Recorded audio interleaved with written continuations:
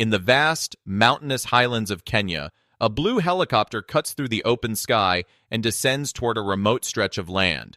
A man has been standing at the landing site, waiting. The moment the door opens, an elderly figure steps out, white-haired, sharp-eyed, dressed in a crisp black suit with dark sunglasses. This is Han Tae-jun, representative of the Korean Awakened Association, and he has traveled a very long distance to be here. The man waiting introduces himself as Anugi, president of the Kenya Hunter Association branch. He extends a welcome, but Tae-jun has no patience for pleasantries. He wants to see the site immediately. They take a car out to the location, and along the way, Anugi explains that the roads leading there are under extreme security lockdown. Access tightly restricted, movement carefully controlled. Then he adds something that reveals just how close this situation came to spiraling beyond recovery. What Kenya experienced was a catastrophe averted at the very last possible moment. South Korea's assistance arrived in time.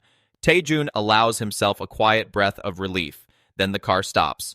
They step out, and what Anugi shows him is something that stands well beyond rational explanation. An entire field, vast in every direction, covered from edge to edge in green onion plants, and lying scattered across the ground among them, millions of dead locusts. Not injured, not retreating, dead. Killed the instant they arrived here, as though the field itself had become hostile to everything that tried to destroy it. Tae-jun lifts his sunglasses and stares in silence. Then the question that has been building since he boarded the helicopter rises fully to the surface of his mind. Park Sejun, a hunter about whom the public knows almost nothing. How did he know? How did he know that a catastrophic locust swarm was going to descend on the other side of the world before it happened? The intelligence required to predict something like this is classified at the highest possible level, accessible only to a tiny handful of the most powerful individuals alive. And somehow, a man known primarily for farming inside a tower had it first. No one has that answer, and that silence is heavier than any alarm. Meanwhile, deep inside the tower itself, on a floor far removed from Kenya and its questions, Park Sejun is entirely unconcerned with any of it. Standing in the middle of a restored banana farm on the 77th floor, arms raised, eyes bright, a small monkey bouncing happily on his shoulder, Sejun has just watched a cascade of blue system notifications light up the sky around him. Every banana tree on this floor has been fully revived using weak magical stones. The floor itself has come back to life. Bananas are already beginning to grow again, and the banana farm deed now belongs to him. He wipes sweat from his forehead and exhales. It was genuinely difficult work, and the exhaustion is honest. Behind him, the big monkey presses his hands together and offers his thanks with real, unguarded emotion. And surrounding them, smaller monkeys are already back at work, maintaining irrigation channels they built under Sejun's guidance, making sure that even in a dry spell, the watermelons and mangoes will flourish. Sejun is already looking ahead to the watermelon farm when two familiar figures come sprinting across the field toward him. Theo and Ching arrive, and the expressions on their faces are difficult to read, somewhere between pride and barely restrained greed. Before Sejun can ask, Ching announces they've brought back treasure. Theo flips a large sack upside down. A cascade of shimmering purple pearls pours across the ground between them. Sejun crouches down to look. Each pearl catches the light with a deep, vivid sparkle that makes them nearly impossible to stop staring at. Beside him, the big monkey leans in with the same fascination and then shifts into open disbelief. Items like this in this quantity. Sejun picks one up. The system window appears without delay. Lesser Stone of Mastery, Grade C. When used, the energy within the stone increases the proficiency of a chosen skill by 10 points. He stares at the notification. Then he looks at the enormous scatter of purple pearls spread across the ground. Then back at the notification. The big monkey fills in what Sejun hasn't said yet. Stones like these are extraordinarily rare. 100 miners could search through the night for an entire week and, if they were lucky, find one. Theo and Ching came back with an entire sack full of them. Sejun quietly pats them both on the head.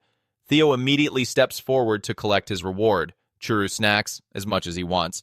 Ching raises both hands and declares she wants sweet shaved ice. Sejun agrees to everything, but first, he says he wants to try one of the stones for himself. He closes his fist around a purple stone and shuts his eyes. A soft purple aura begins radiating from his body. The system responds instantly. Farmer's Warm Touch Level 3. Proficiency increased by 10. Sejun opens his eyes, his arms spread wide. He confirms it out loud. It works. Then the look appears on his face, a mischievous, calculating look, the expression of someone who has already decided very quietly what comes next. He drops into a crouch, takes both hands full of purple stones, and starts using them all at once. Purple energy rolls outward in rippling waves. Blue notifications multiply across his vision. Skill levels rising, proficiency climbing, one confirmation stacking on top of the next until they form a continuous, unstoppable cascade of progress. He punches the air. He shouts that this is the greatest thing that has ever happened to him. Theo and Ching stare. The big monkey stares. The nearby monkeys stop what they're doing to stare. And then, when the last stone is spent, Sejun goes quiet. He's been away from the 99th floor for a long time, he says. Long enough that it should have been addressed earlier.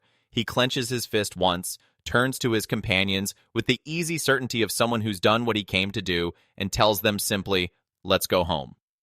But Theo and Ching don't move. Their faces have gone completely pale. Their eyes are open wide. They're staring past him at something he hasn't turned to see yet. Sejun turns. The banana trees are glowing. A rich, warm, golden light has begun spreading from each tree outward, all of them simultaneously, every trunk and branch catching the same deep illumination. A system notification rises into the sky above the farm. The banana trees are thanking Park Sejun for restoring them, and as that golden light pulses and expands, enormous clusters of fresh bananas begin growing rapidly along every branch. The farm itself responding, flourishing, grateful in the only way a living place knows how to be. The small monkey on his shoulder erupts in pure delight. All around them, every monkey on the 77th floor breaks into tears and dancing and shouting, overcome by what they're witnessing.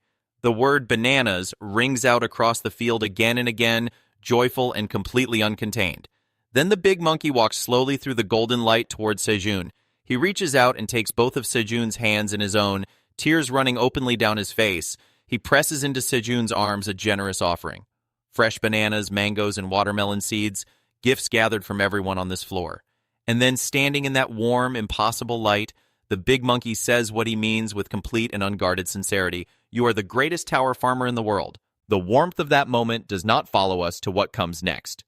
On the 91st floor of the tower, inside the sprawling headquarters of the Mage Association, a magnificent castle filled with the glow of countless candles burning in long rows, a gathering of extraordinary power is already well underway. Seated around a dark circular table are three figures who each carry enormous influence within the tower's hierarchy. A massive rhino, Tower Master of Destruction; a small raccoon, Tower Master of Meteor; a sleek black horse, Tower Master of Flame. And now, through the opening door, the one they've all been anticipating finally enters the room. Ganoba, Tower Master of Gravity, steps inside wearing long, flowing robes, wearing the calm and settled expression of someone who knows exactly how they are perceived. The praise begins immediately. They congratulate him without hesitation. The raccoon says it plainly. Ganoba disposed of Iona. Iona, who served as president of the Mage Association, a figure of immense power and deep history within the tower, someone who commanded respect from virtually every corner of its world. Ganoba receives their admiration with practiced modesty. He takes his seat and offers a brief assessment of why what happened was necessary. Iona failed to protect the interests of mages, grew far too comfortable with the Wandering Merchant Association, which already holds dangerous levels of influence over the tower. The rhino agrees, the raccoon nods, the black horse smiles with something that looks very much like relief, and then Ganoba says something that none of them were ready for. He places one hand quietly on the table, and in a voice carrying full, unambiguous confidence, he announces that he will be correcting everything Iona left behind, as the new president of the Mage Association. The room goes utterly still. Then the rhino rises from his chair. His posture is hard, his voice demanding. He repeats the title back like a question he needs answered in full.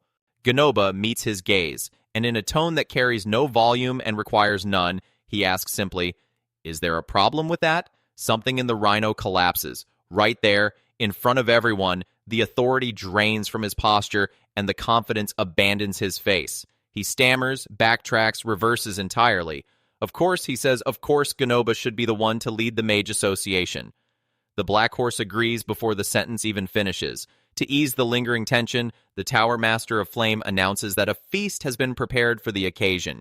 He calls toward the door. A white dog dressed in a chef's uniform enters, pushing a large trolley filled with food and bottles of wine. Ganoba smiles politely. The Black Horse pours wine into his glass. Ganoba raises it and proposes a toast. The Tower Masters lift their glasses together. They drink. And in the private silence behind his satisfied expression, Ganoba reflects on Iona and what he believes she deserved. The meal begins. He reaches for the centerpiece of the table. He lifts the large lid from the main dish, and the world stops. Lying comfortably inside the plate, completely at ease, chewing a cherry with an expression of perfect calm, is Iona, alive, present, and not remotely surprised to see any of them. Ganoba's eyes go wide. The raccoon freezes. For a long moment, no one in the room makes a sound. Then Iona looks up with a playful, unhurried smile and remarks that she had quite a wonderful, restful sleep. She steps gracefully out of the plate, picks up another cherry, and turns her attention fully toward Ganoba. She repeats his words back to him, quiet, deliberate, with the ease of someone who has all the time in the world. Something about being the new president of the Mage Association? Ganoba stares into the face of the woman he was certain was gone. The fear that spreads across his expression in that moment is not the fear of embarrassment. It is not the fear of political consequence. It is the fear of someone who has just realized far too late that what he thought was a finished story was never finished at all, and that the person who just woke up from the plate is about to remind him of that in terms he will not easily forget. Whatever comes next, Ganoba is no longer the one holding the cards.